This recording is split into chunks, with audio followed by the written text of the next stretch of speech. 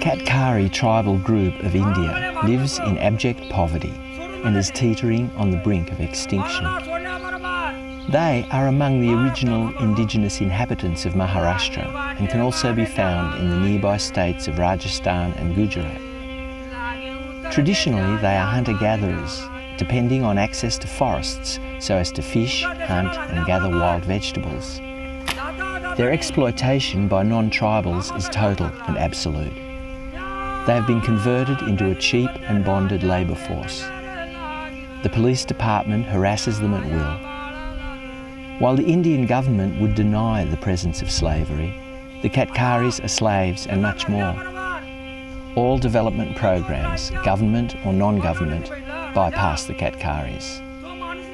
This video is an appeal to the international community to save the Katkaris from extinction.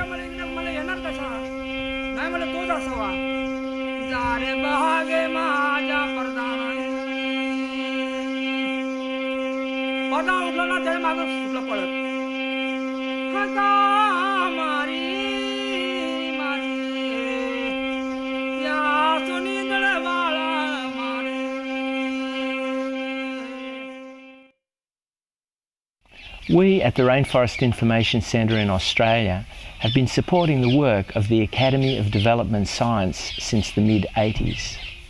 We were appalled to hear from ADS about the plight of the Katkaris. They are literally like slaves. Most of them are landless. Land on which their villages are located are owned by other people, so they are forced to move anytime. They are evicted from their houses, they are evicted from their villages, and they do not have any land on which they can cultivate crops. And so over the past 2 to 3 years we have initiated a number of different programs with the Katkaris, and in this my colleague Bansi Ghevde has played a major role, because he has been working with the Katkaris for nearly 15 years now. In March 2004, 2 of us from the Rainforest Information Centre met with Bansi Ghevde, and he took us to 5 villages and a brick kiln in order to shoot this footage. We found people living and working under appalling conditions, yet amazingly resilient and unbroken. Katkaris are socially and economically on the lowest rungs of the development ladder. Most of the families are caught up in a vicious cycle of poverty, indebtedness and bonded labour. All able-bodied men, women and children work as bonded labour in brick kilns, often in places far from their homes. Bonded labour means that poverty has forced them to borrow money for food or medicine at exorbitant rates of interest, sometimes over 300%. This, plus the fact that their masters routinely cheat them of their wages, means that the interest from the loan can never be repaid and they are permanently enslaved. Sometimes the debt is passed on to the next generation and the slavery continues there.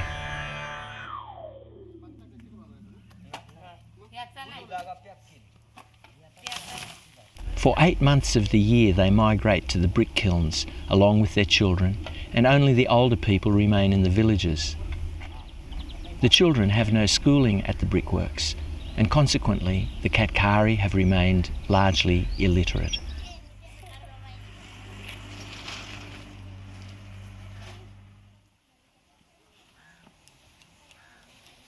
As soon as the harvesting season is over, the contractor comes to the village, picks up the Katkaris forcibly, puts them in a truck and takes them to the brick unit.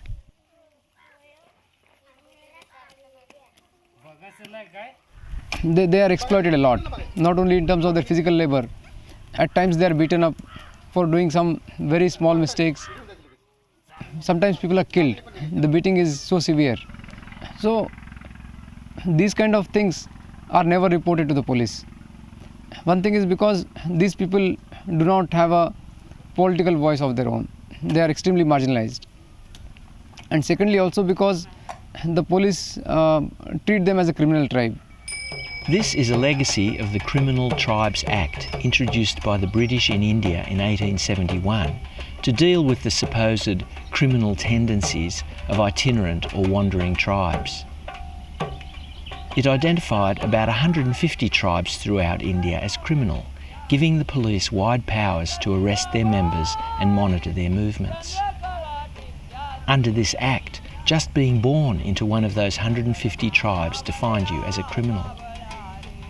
Although these laws were repealed after India's independence, harsh discrimination by police, judiciary and the general population continues unabated. And so if there's any crime committed against them, they do not have much voice, either with the police or the judiciary or the political systems. And hence the exploitation goes on. Though it was only March, temperatures approached 40 degrees centigrade by 9 or 10 in the morning. And at the brick kiln that we visited, we filmed a stream of women carrying headloads of bricks that must have weighed 80 to 100 pounds each, and also children as young as 7 or 8 sharing the back-breaking burden. We dared to go to this particular kiln only because the owner was away at the time. Bansi and Rajiv had explained that it would be far too dangerous for ourselves and the Katkari to try and film the larger and more violent brick kiln sites. On the 21st of February 2004, for example, 6 Katkari men were badly beaten up by a contractor and his men at a brick unit in Panvel on the pretext that one of the Katkaris sought a day's leave to visit his home. Bansi has incurred their wrath, as well as that of Mumbai mafia property developers, incensed that he is helping the Katkari to try and regain their now very valuable land. People see him as a threat because he is preventing them from taking away land which is very cheap, or he is fighting for the Katkaris to get good wages on the brick units.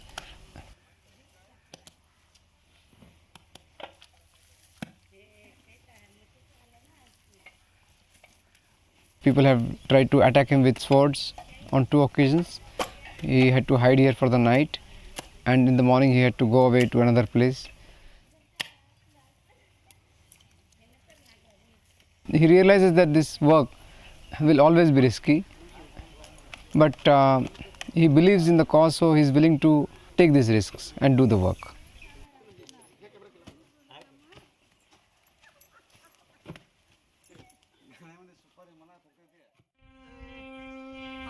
Katkaris continue to be hunter-gatherers when they are not working as bonded labour on brick kilns. They have tremendous knowledge about uncultivated foods like fish, crabs, animals, birds, tubers, rhizomes, wild vegetables, fruits and nuts. ADS has done a study to understand the hunting-gathering skills of Katkaris, and the results provide an amazing insight into the ingenuity and wisdom of Katkaris for survival. Katkaris are expert fishermen, swimmers, divers, archers and marksmen. They are famous for their strength, endurance and hunting-gathering skills.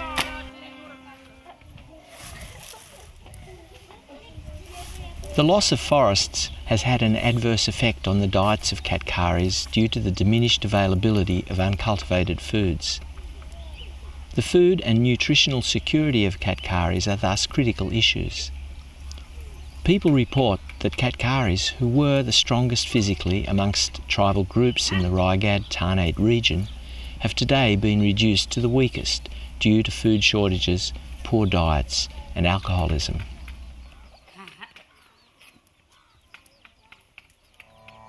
There are some 150 different tribal groups in India who have been designated primitive by the central government, and they number about 4 million out of some 80 million tribal people in the country.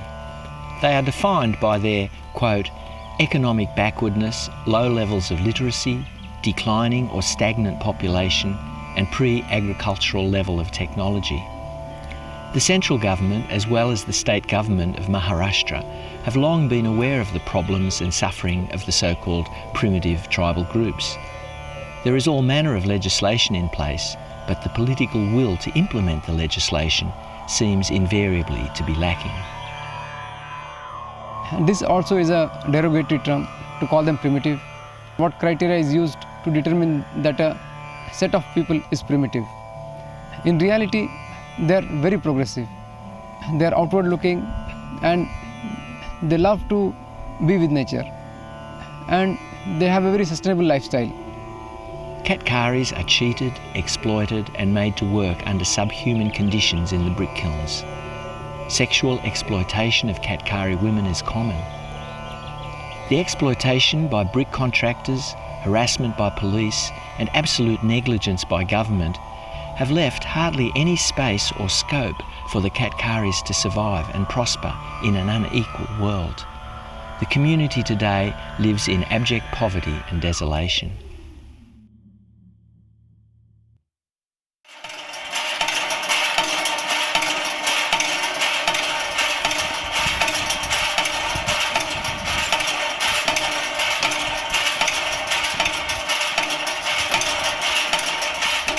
Over 90% of Katkari families are landless, and this is at the root of their problems, as it means that they cannot grow food for their subsistence and are forced into debt and bondage. This landlessness is in spite of decades of government land reform legislation specifically to redistribute surplus lands to those most in need. Land reform laws from the early 70s allow a person to own no more than 12 acres of productive land, and any land beyond that is confiscated and distributed to the landless poor. In fact, a great deal of land has been granted to Katkari families and communities, but only on paper. A large part of ADS's work is to pressure the relevant government agencies to follow through, one village at a time, with the necessary surveying and demarcation, so that the Katkaris can have title and possession to the land that is rightfully theirs. The Katkaris were left out. They never fought for their rights. And people found it very easy to evict them from the lands that they were cultivating. So today we find that a large number of Katkaris are without any access to land. They are totally landless.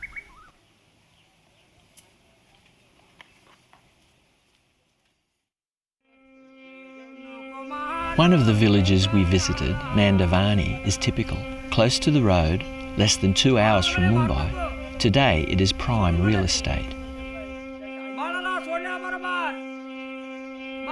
In 1976, the government handed over 47 acres to 8 Katkari families there, but the surveying and demarcation never took place, and though their names are registered as owners in the legal record, they were never given the deeds and never gained physical possession of their land.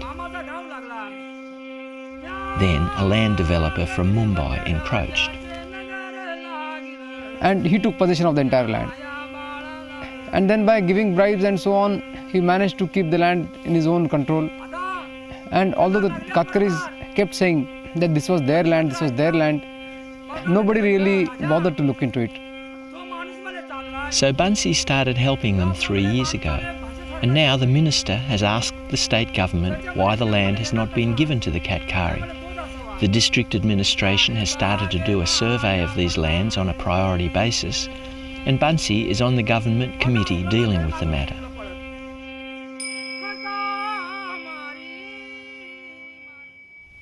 The second village we visited was Talavali, where land has been given on lease to the Katkari, a group of 27 families who have been given 56 acres of Dali land. Dali land is land that tribals have been hunting and gathering since time immemorial. Since the 19th century, this has been formalised by giving communities a communal lease on the land, and then in 1971 the government ordered that communities should be given full ownership of such leased land. In Raigad district alone, there is 32,000 acres of leased land which belongs to the tribals. But in 2004, when we are sitting here, even today, those people do not have ownership of that land. The same kind of system is also found in the neighbouring Thane district, where more than 15,000 families have been given lease of over 30,000 acres of land. So 30,000 or more tribal families in these two districts have been given a lot of land. But because of inability of the government to implement its own order, the land still does not belong to them. In Talavali, Bansi has taken up the struggle to force the government to implement their order of 1971 and give ownership of the land back to the Katkari. Then we went to Varne village, where 40 families have been given land but have been powerless to gain possession of it. An outsider has encroached on the land and fenced it off so they have no access. With no land, they are forced to walk 6 kilometres to the forest to gather firewood and then another 6 kilometres to sell it, earning maybe 75 cents a day for their toil. Bansi has started proceedings which should soon see their land finally in their possession. They said that if we get the land, we don't want anything else. We'll cultivate it properly, we'll not give it to anyone, and we'll grow all our crops on the land, so we don't have to work for anybody. Now this is a case of a village where the villagers are highly motivated to really take up that land and start growing their own crops. Once again, Bansi has brought this situation to the government's attention, who say they will deal with it on a priority basis. Bansi is working in this way with hundreds of other Katkari villages.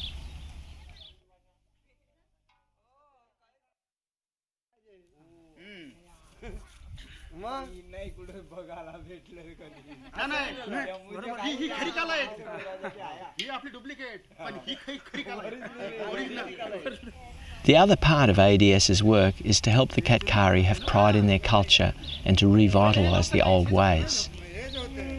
They staged an impromptu concert for us, and we had the privilege of witnessing Vital Laxman Bahoy play the tali, an instrument that is, as far as we know, unique to the Katkari.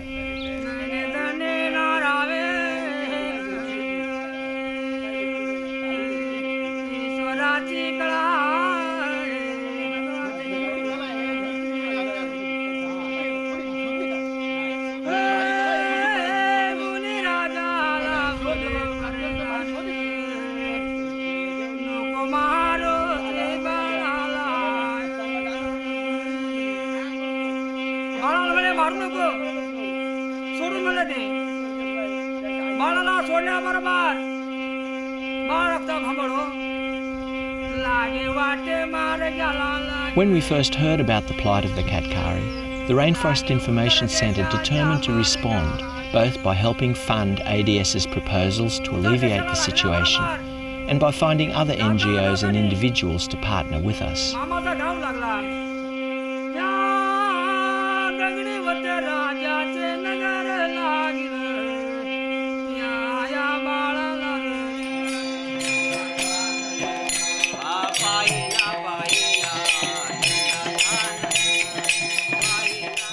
The Onaway Trust from England is an NGO that supports the struggles of Indigenous tribal peoples worldwide. One of their representatives visited ADS in the Katkari, and now the Onaway Trust has pledged £5,000, over $9,000 to ADS's Katkari campaign on a dollar-for-dollar basis. That is, every dollar up to this amount that is raised by others will be matched by Onaway. And with the help of this video, we are hoping that many groups and individuals will raise money to support ADS and the other Indian NGOs working for the Katkaris. This money will be used to recover the land stolen from them, to rescue them from bondage in the brick kilns, and for literacy and training programs. ADS's detailed funding proposals may be found at the Rainforest Information Centre website. Donations to help the Katkari are tax deductible in the UK, Australia, US and Canada. Contact us for details.